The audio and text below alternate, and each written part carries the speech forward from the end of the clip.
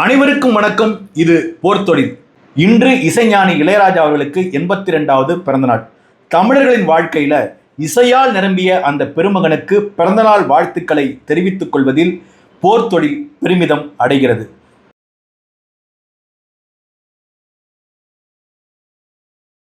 இசை என்றால் இளையராஜா, இளையராஜா என்றால் இசை. 80களில் பிறந்த எங்களை போன்ற தலைமுறையினருக்கு இளையராஜா எவ்வளவு பெரிய தாக்கத்தை ஏற்படுத்தியிருக்கிறார் என்பதை தான் இந்த காணொலியில நாம பார்க்க இருக்கிறோம்.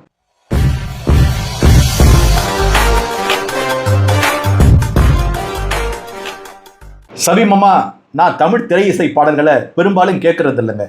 ஏன்னா அதுல இருக்கிற அந்த கூச்சல், அந்த இசை கோர்வை, அதெல்லாம் எனக்கு ஒரு மாதிரி ஒரு அலர்ஜியா இருக்கு. காரணம் என்னன்னா, மிகச்சிறந்த பாடல்களை தேடி பொறுக்க வேண்டியிருக்கு.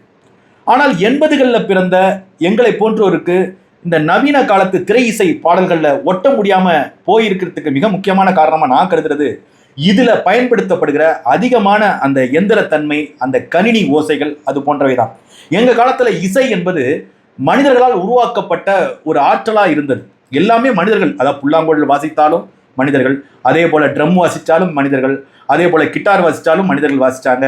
அது மாதிரி எல்லாமே மனிதர்களால் உருவாக்கப்பட்டு மனிதர்களின் சுய அறிவிலிருந்து உருவாக்கப்பட்ட திறமையின் வெளிப்பாட்டை தான் நாங்கள் இசைன்னு கருதிக்கிட்டு இருந்தோம். ஆனால் இப்போ நவீன கால திரை இசைங்கிறது முழுக்க முழுக்க கணினி மூலமாக உருவாக்கப்பட்டு அதன் மூலமாக இசைக்கோர்வை நடத்தப்பட்டு கேட்குற இசை கூச்சலாக இருக்கு. இது எங்களுக்கு ரொம்ப இந்த அலைவரிசையோட எங்களால் பொருந்த முடியல.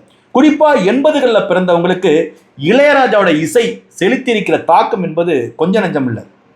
என்னோட வாழ்க்கையிலலாம் இளையராஜா எங்கும் நீக்கமர நிறைந்திருக்கிறார். இன்னைக்கும் என் மனம் பதட்டம் அடைகிறப்போ, வாழ்க்கையில ஏதோ ஒரு துயரம் வந்து தொண்டையை அடைக்கிறப்போ, ஒரு நெருக்கடி காலகட்டங்களில் உடனே நான் தேடி போற மருந்துங்கிறது இளையராஜாவோட பாடல்கள் தான். இளையராஜா பாடல்கள் கேட்குறப்போ நாங்கள் ஒவ்வொருவரும் அந்த பாடல் வெளியான அந்த காலகட்டத்திற்கு போய்விடுகிறோம் என்பதுதான் 80களில் பிறந்த எல்லோருக்குமான ஒரு ஒத்திசைவான ஒரு எண்ணமாக நான் கருதுறேன். நீங்கள் 80களில் எல்லார் வீட்டிலையும் வானொலி பொட்டி இருக்குங்க. வானொலி பொட்டி, அதில் இசை கேட்பது, நாடகங்கள் கேட்பது என்பது ஒரு வாழ்வியலில் ஒரு தவிர்க்க முடியாத ஒரு அங்கமாக இருக்கும். நீங்கள் எடுத்துக்காட்ட ஒரு வீட்டிலேருந்து ஒருத்தர் கிளம்புறான்னு வச்சிங்களேன், வீட்டில் ஒரு பாட்டு பாடிக்கிட்டு இருக்கும். அது இளையராஜா இசையமைத்த அன்னைக்கிலேயே உன்னை தேடுதுன்னு வச்சிங்க. அங்கிருந்து அவர் வெளியே வந்தாருன்னா அங்கே பக்கத்து வீட்டில் சின்ன கண்ணன் அழைக்கிறான் பாடல் கேட்டுக்கிட்டு இருக்கும். அப்புறம் அங்கே அப்படியே சாலை ஓரத்தில் வந்தால் சனூனில் வந்து தேவதை இளம் தேவி அப்படின்னு பாட்டு கேட்டுக்கிட்டே இருக்கும். அப்படி வந்து நேராக வந்து ஒரு சடங்கு வீடோ அல்லது வந்து ஏதோ ஒரு கல்யாண வீடோன்னா கல்யாண மாலை கொண்டாடும் பெண்கள் அந்த பாட்டு ஓடிட்டு இருக்குங்க. இப்படி ஒவ்வொரு இடத்துலையும் இளையராஜா பாடல்கள் நீக்கமர நிறைந்திருக்கிற காலகட்டத்தில் தான் நாங்கள் வாழ்ந்தோம். ஆனால் இப்போ அப்படி இல்லைங்க. இப்போ முழுக்க முழுக்க இசைங்கிற பேரில் வர சப்தம் தான் அதிகமாக இருக்குது. இளையராஜா பாடல்களில் மிக நுட்பமாக நீங்கள் கருத வேண்டியது, இளையராஜா அதுவரை வந்த திரை இசை வடிவத்தை அவர் மாற்றினார். முதல்ல ஸ்டீரியோஃபோனிக் என்ற ஒரு தொழில்நுட்பத்தை அவர் கொண்டு வந்தார். அந்த தொழில்நுட்பம் கூட பாடல் வரிகளை சேதப்படுத்தாத அளவுக்கு இருந்துச்சு. அதே போல் கம்ப்யூட்டரை, இந்த கம்ப்யூட்டர் இசைன்னு சொல்கிறாங்களே, அதை முதல்ல பயன்படுத்துனது இசைஞானி இளையராஜா தான். அந்த புன்னகை மன்னன் திரைப்படத்தில் அந்த இசை கூட பாடல் வரிகளை பெரும்பாலும் சேதப்படுத்தாது. இளையராஜாவோட இசை கேட்குறப்போ பாடல் வரிகளும் அந்த இசையும் ஒத்திசைவா இயங்குற அந்த அறிவியல் இருக்கு பாருங்க, அந்த தொழில்நுட்பம் இருக்கு பாருங்க, அதுதான் நம்ம மனசை கட்டி போடுகிற ஒரு மாயமா இருக்கு.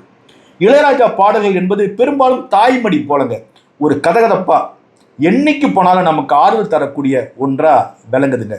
குறிப்பா எனக்கு ரொம்ப ரொம்ப பிடித்த பாடலாக இந்த சின்ன கண்ணன் அடைக்கிறான்னு ஒரு பாடல், அது பாலமுரளி கிருஷ்ணா அந்த கவிக்குயில் திரைப்படத்தில் பாடின ஒரு பாட்டுங்க. எப்போ கேட்டாலும் சரிங்க, அந்த பாடலை கேட்டாலே நமக்கு வந்து கண்கள் சொல்கின்ற கவிதை, இளம் வயதில் எத்தனையோ கோடி, அதெல்லாம் வந்து கேட்குறப்போ நான் அந்த உச்ச ஸ்தாயில பாலமுரளி கிருஷ்ணா பாடுறப்ப நமக்கு வேற மாதிரி, அதாவது கண்கள் சொல்கின்ற கவிதை, இளம் வயதில் எத்தனை கோடி. பாலமுரளி கிருஷ்ணா உச்சஸ்தாயில கர்நாடக இசையை பாடிய பாடகர். அது கர்நாடக இசையில ஒரு விற்பனர். அவரை அழைத்துட்டு வந்து அவர் பாடிய அந்த திரை இசை பாடல் இருக்கு பாருங்க, கேட்கவே இன்னைக்கும் கேட்டீங்கன்னா அது சிலிர்க்கக்கூடிய ஒரு பாடலா இருக்கு. அதே போல ஹேராமில் வந்து இசையில் தொடங்குதம்மான ஒரு பாட்டுங்க, இன்னைக்கு நீங்க கேட்டு பாருங்க. அந்த பாடலை கேட்டால் உங்க மனசுல ஏற்படுகிற வெவ்வேறு விதமான உணர்வு கோர்வைகள். அதெல்லாம் வந்து வார்த்தைகளால் விவரிக்க முடியாத விஷயங்கள்.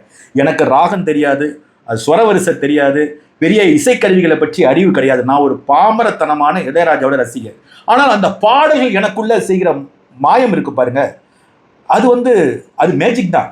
நீங்க இளையராஜாவோட பாடல்களை கேட்டுக்கொண்டு ஒரு சாலை பயணம், அதாவது இளையராஜா பாடல்களை கேட்டுக்கொண்டிருக்கிற அந்த கார்ல போயிட்டு இருக்கிற அந்த குடும்பத்தினர் அமைதியா தூங்கிட்டு இருப்பாங்க. அந்த கார் ஓட்டுற அந்த ஓட்டுநர் வந்து அந்த பாடலை கேட்டு உற்சாகமா காரை ஓட்டிட்டு இருப்பாரு. அதாவது ஒரே பாடல் ஒருத்தவரே அறிவின் விழிப்புலையும் வச்சிருக்கோம், ஒரே பாடல் தாளாட்டி தூங்கவும் செய்யும்.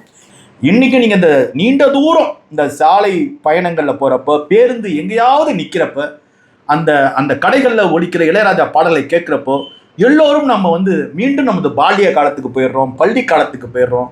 முதலாக நமது காதலித்த பெண்ணின் முகம் நமக்கு நினைவுக்கு வருது. அதே போல நம்ம முதலாக பள்ளிக்கு போன காலகட்டங்கள், அப்பாவோட உள்ளங்கையோட இதம், அம்மாவோட தாய்மடி, இப்படி ஒவ்வொன்றும் சாப்பிட்ட சாப்பாடு, நிலாச்சோறு என்ன நம்ம நினச்சிக்கிட்டே போகலாங்க. 80களில் எங்கே பார்த்தாலும் கேசட் கடைகள் உண்டுங்க. இப்போ நான் குடியிருந்த பகுதிகளிலேயே 3 கேசட் கடைகள் இருக்குங்க. அந்த கேசட் கடை வேறு ஒன்றும் இல்லைங்க, கேசட் கடையில் வந்து அந்த இங்கே கேசட்டுகள் பதிவு செய்து தரப்படும்னு ஒரு இருக்கும், இளையராஜா படம் இருக்குங்க, ஏதோ ஒரு மியூசிக்கல்ஸ் அப்படின்னு போட்டிருக்கோம். அந்த கடைக்குள்ளே நுழைஞ்சிங்கன்னா வரிசையாக வந்து கேசட்டுகள் அடுக்கி வைக்கப்பட்டிருக்கும். எல்லாமே ஒரிஜினல் கேசட்டாக இருக்கும். அந்த ஒரிஜினல் கேசட்டில் 90% கேசட்டுகள் இளையராஜா இசையமைத்த பாடல்களாக இருக்கும். அதில் போய் நாங்கள் வந்து 90, 60 கேசட்டுகள் விற்பனையாகும். அந்த கேசட்டுகளில் நாங்கள் வந்து வாங்கி ஒளிப்பதிவு கூடத்தில் கொடுத்து அதில் தரமிக்க பாடல்களை தேர்ந்தெடுத்து அந்த 12 பாட்டு தேர்வு செய்யவும் பாருங்க, அது வாழ்க்கையில் அதை தேர்வு செய்ததுல செலுத்தின கவனம் போல வேற எதுலையும் நாங்கள் கவனம் செலுத்துறது இது வரைக்கும் சொல்கிறேங்க. என் வாழ்க்கையில் எவ்வளவோ விஷயங்களை நான் தேர்வு செஞ்சுருக்கேன், சட்டைகளை தேர்வு செய்கிறேன், வாழ்க்கையை தேர்வு செஞ்சுருக்கிறேன். அதுலலாம் இல்லாத ஒரு கவனம் அந்த 12 பாட்டை தேர்வு செய்கிறதுல நான் கவனம் செலுத்துவேங்க. ஒவ்வொரு படத்திலிருந்தும் அந்த முத்தான பாடல்களை, ஒரே மாதிரி இருக்கிற பாடல்களை தேர்வு செய்து அதை நவீன இசை வடிவத்தில் அதை வந்து அந்த கேசட்டில் பதிவு செய்து அதை வந்து நம்ம வீட்டில் வந்து நம்ம டேப் ரெக்கார்டர்லையோ நம்ம வச்சிருக்கிற இந்த ஸ்டீரியோஃபோனிக் சிஸ்டத்துலையோ கேட்குறப்ப அதை கேட்குற அந்த மகிழ்ச்சி இருக்கு பாருங்க, வார்த்தைகளால் விவரிக்க முடியாது. திருச்சியில் ரிதம் பாஸ்ன்னு ஒரு கடை இருந்துச்சு. நான் திருச்சி சட்டக்கல்லூரியில் படித்தப்ப அந்த கடையில் கேசட்டை வாங்கி கொடுத்து பதிவு பண்ணுவாங்க. அந்த கடையில் நீங்கள் உடனே பதிவு பண்ணி வாங்கிட முடியாது. ஏனென்றால் 1 வார காலம் எடுத்துப்பாங்க. அதுக்கு டோக்கன் போட்டு கொடுத்துருவாங்க. உங்களுக்கு ஒரு டோக்கன் நம்பர் இருக்கும், அந்த நம்பரில் அந்த நேரத்தில் போய் உங்கள் கேசட்டை நீங்கள் திருப்பி வாங்கிக்கணும். அதற்காக கேசட் கடைகளில் போய் வரிசையில் காத்திருந்த காலகட்டங்கள்லாம் உண்டு. குறிப்பாக தளபதி படம் வெளியான காலகட்டங்க, அந்த நேரத்தில் இந்த சுந்தரி கண்ணால் ஒரு செய்தியும், சின்னத்தாயவள் அந்த பாட்டும், அதே போல் ராக்கம்மா கையத்தட்டு பாடலும் வந்து மிகப்பெரிய ஊருக்கு முடிச்சிட்டு இருக்கு. பிரமாதமான பாடலாக எல்லா தெருக்களிலும் ஒலிக்கக்கூடிய பாடலாக மாற்றி வச்சிருந்த காலகட்டத்தில் தளபதி பாடல்களை முதலாக பதிவு செய்து அதை வீட்டில் வந்து கேட்குறப்போ நான் எதிர்பார்த்த உணர்வு எனக்கு ஏற்படலை. அப்புறம் நான் என்ன செய்கிறேன், இதில் இளையராஜாட்ட ஏதோ ஒன்று குறையுதேன்னு நான் கருத தொடங்குறேன். அப்போது இல்லை, நம்ம எண்ணத்தில் தான் தவறுது என் உள்ளுணர்வு சொல்லுது. அப்போ நான் என்ன செய்கிறேன்னா, அந்த கேசட்டை தூக்கி போட்டுட்டு ஒரிஜினல் கேசட்டை வாங்கிட்டு வந்து போட்டு கேட்குறப்போ நான் என்ன எதிர்பார்த்தனோ, எந்த உணர்வை நோக்கி நான் பயணப்பட்டனோ அந்த உணர்வை அடையிறேங்க. அதுதான் இளையராஜாவுக்கும் இளையராஜா இசையை கேட்பவருக்குமான இருந்த நுட்பமான உணர்வுங்க. இன்னைக்கு இருக்கிற இசையமைப்பாளருக்கும் அந்த பாடலை கேட்பவருக்கும் இடையில இது போன்ற உணர்வுகள்லாம், இது போன்ற உறவு நிலைகள்லாம் இருக்குமான்னு எனக்கு தெரியாதுங்க. இன்னைக்கும் இளையராஜா பாடல்களை கேட்குறப்போ ஏதோ ஒரு தருணத்தில் இழந்த ஒன்றை கண்டடைந்தது போல நான் வந்து கருதுறேங்க. இப்போ வந்து இந்த விடுதலை திரைப்படத்தில் வந்துச்சுல்ல வழிநடுக காட்டுமல்லி, அந்த பாடல்லாம் கேட்குறப்போ எங்களுக்கு சாதாரணமாக இருந்தது. ஏன்னா இந்த காட்டுமல்லி போன்ற பல பாடல்கள் கிட்டத்தட்ட 1000 படங்களுக்கு மேலாக இசையமைச்சிருக்கிறாரு. கிட்டத்தட்ட வந்து பல்லாயிரக்கணக்கான பாடல்களை அவர் வந்து மெட்டு போட்டிருக்கிறாரு. பல பாடல்களை அறிமுகப்படுத்தியிருக்கிறாரு. பல இசை அந்த திரைப்பட பாடல் ஆசிரியர்களை அறிமுகப்படுத்தியிருக்கிறாரு. பல இயக்குநர்களை அறிமுகப்படுத்தியிருக்கிறாரு. இதில் காசே வாங்காமல் இசையமைச்சிருக்கிறாரு.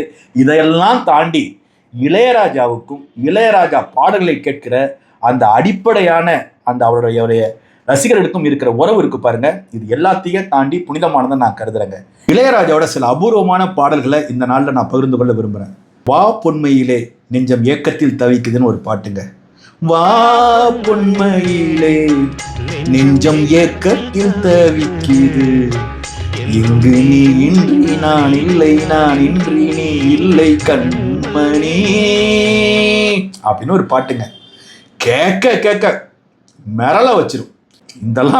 எத்தனை தடவை சொன்னாலும் ஜப்பானில் கல்யாணராமன் ஆல்பம் வந்து ரொம்ப புகழ்பெற்ற ஆல்பம். அதில் வந்து படத்தில் இடம்பெறாத காதல் உன் லீலையான்னு காதல் உன் லீலையான்னு ஒரு பாட்டு, அதெல்லாம் வந்து என்ன பாட்டுங்க இது, ஏங்க இப்படி உள்ளுக்குள்ளே போட்டு பண்ணுதுன்னு நினைக்கிற பாடல். அதே போல் வந்து நாசர் இயக்கிய தேவதை படத்தில் ஒரு நாள் அந்த ஒரு நாள் அண்ணன் அறிவுமதி எழுதின பாட்டு, ஒரு நாள் அந்த ஒரு நாள் உன்னை முதலில் கண்ட அந்த திருநாள் அது மறந்து போகுமோ, அந்த பாட்டுலங்க ஜானகியோட குரல் வந்து வளைஞ்சி நெளிஞ்சு போகும் பாருங்க, ஐயோ. அதே போல் சிறைச்சாலை படத்தில் வர செம்பூவே செம்பூவே கிளாசிக்னு வச்சுக்கிங்களேன். இளையராஜா பாடல்கள் மட்டும் இல்லை, இன்றைக்கி நீங்கள் இந்த வருஷம் 16 படத்தோட டைட்டில் பிஜிஎம் உட்காந்து அமைதியாக கேளுங்க, நீங்கள் வாழ்ந்த வாழ்க்கையை அப்படியே ஒரு தடவை திருப்பி பார்க்குற மாதிரி இருக்கும். அதே போல் கோபுர வாசலிலே படத்தோட டைட்டில் பிஜிஎம், ஒரு தொடர் வண்டி அப்படியே குகைக்குள்ளே பூந்து போவுங்க, அதுக்கு ஒரு ஃப்ளூட் ஒன்று போட்டிருப்பாரு பாருங்க, மேஜிக். இதையெல்லாம் இணைச்சி உங்களுக்கு இந்த காணொலியை வழங்கணும்னு நாங்கள் முயற்சி பண்ணுறோம். ஆனால் காப்பிரைட்டில் அடி வாங்கிருங்கிறதுக்காக அதை நாங்களாம் சொல்ல முடியல. சொல்லப்போனால் இளையராஜாவோட காப்பிரைட் உரிமையை நாங்கள் மதிக்கிறோம். அப்பேற்பட்ட ஒரு மகத்தான கலைஞனுக்கு நியாயமாக போய் சேர வேண்டிய அந்த உரிமையை பல பேர் வந்து அதை குறை சொல்கிறத நான்லாம் சத்தியமாக விரும்பலை. அந்த மனிதன், அவர் கொண்டிருக்கின்ற அந்த திறமை, இதெல்லாம் வந்து எந்த அளவுக்கு கொண்டாடினாலும் தகுங்க. இளையராஜாவுக்கு வந்து பொது மேடையில் வந்து சரியாக பேச தெரியாது, அவர் கர்வமாக இருக்கிறாரு, இது போன்ற 3ஆம் தர விமர்சனங்களை நான் புறக்கணிச்சிருவேங்க. ஏன்னா இளையராஜா போன்ற மனிதர் வந்து இந்த உலகத்தின் வாழ்க்கையிலிருந்து ஒருபடி தள்ளி நிற்கிறான் அந்த ஆளு. அதனால தான் அப்படிப்பட்ட ஒரு தெய்வீக இசையை அவரால் வழங்க முடியுது. அந்த தெய்வீக இசையை வழங்குறப்போ அவர் மனநிலை, அவர் குழந்தை மாரி ஆயிடுறாரு. ஒரு நிருபர்கள் போய் அபத்தமா, இன்னைக்கு கூட பிறந்த நாளில் கூட ஏதோ புது பாடல்கள் புது பாடகிகளை பற்றி ஏதோ ஒரு கேள்வியோ நிருபர் கேட்க வந்தப்போ, இன்னைக்கு என்னுடைய பிறந்தநாள் விழா, எனக்கு வாழ்த்து சொன்ன ரசிகர்களை பற்றி தான் நான் பேசணும்னு சொல்லிட்டு அவர் போறாரு. உடனே வந்து இளையராஜா வந்து நிருபர்களை மதிக்கல, போல வரலன்னு விமர்சனங்கள். அதெல்லாம் இல்லை. அவர் இந்த சாதாரண வாழ்விலிருந்து ஒரு மட்ட அளவில் அவர் வந்து விலகி நின்று அந்த தெய்வீக இசையை உருவாக்குவதற்காக ஒரு மனநிலையில் இருக்கிறார். அந்த மனநிலையை நம்ம மதிக்க கற்றுக்கணும். அதை விட்டுட்டு அவரை கூட குறை சொல்லி என்ன, அவர் வந்து எல்லாரையும் திருப்திப்படுத்த முடியாது. அது மட்டும் இல்லை, எல்லாரையும் திருப்திப்படுத்தக்கூடிய ஒரு இசையை அவர் கொடுத்துக்கிட்டு இருக்கிறார். கிட்டத்தட்ட 1000 படங்களுக்கு மேலே இசையை அமைச்சிட்டு, இத்தனை சாதனைகளை பண்ணிட்டு, சிம்பனி வரைக்கும் பண்ணிட்டு, எல்லாத்தையும் பண்ணிட்டு, அவர் வந்து பத்திரிகையாளர்கள்ட்ட சரியா பேசுறதுல, மேடையில் வந்து அப்படி பேசி போடுறாரு அப்படின்னு பேசுகிற விமர்சனங்கள்லாம் உலகத்தில் இருக்கக்கூடிய இது போன்ற ஒரு துறையில் ஜாம்பவான்களாக இருக்கக்கூடிய எல்லோருடைய குணாதிசயங்களும் சற்றே விலகிய, உலக பார்வையிலிருந்து விலகிய குணாதிசயங்கள் கொண்டவர்களாகத்தான் ஜீனியஸ்லாம் இருந்திருக்கிறாங்க. அது இளையராஜா மட்டும் விதி விலக்கல்ல. மற்றபடி இளையராஜாவோட பல்வேறு பாடல்கள், அப்புறம் தேவதை போல் ஒரு பெண் இங்கு வந்தது, அந்த ஒரு பாடல், அதே படத்தில் கோபுரவாசலில் காதல் கவிதைகள் படித்திரு நேரம், அதேமாரி அரண்மனைகளில் ராசாவே உன்னை விட மாட்டேன், இது போன்ற பல பாடல்கள் சொல்லிக்கிட்டே போகலாம். இளையராஜா பாடலை அடுக்கி வச்சோம்னா ஒரு அழகிய கோபுரம் போல 1000 கணக்கான அந்த திரைப்படங்கள்லேருந்து இளையராஜா பாடலை வைத்து ஒரு பிளேலிஸ்ட் தயாரித்து கொடுங்கன்னா அது ஒரு முடிவிலியாக தான் போயிட்டே இருக்கும், இன்ஃபினிட்டாக போயிட்டே இருக்குமே தவிர அதுக்கு முடிவே இருக்காதுங்க. அப்படி முடிவே இல்லாத பாடல்களின் பெருமைகளுக்கு சொந்தக்காரர் எங்கள் இளையராஜா. எங்கள் தலைமுறையில் தோன்றிய ஆகப்பெரும் இசைக்கலைஞன் இசைஞானி இளையராஜாவிற்கு பிறந்தநாள் வாழ்த்துக்களை தெரிவித்துக் கொள்வதில் பெருமகிழ்ச்சி அடைகிறேன். இது மட்டும் இல்லை, இன்னும் சொல்லிக்கிட்டே போகலாம். இளையராஜா அவர்களுக்கு எனது பிறந்தநாள் நல்வாழ்த்துக்கள்.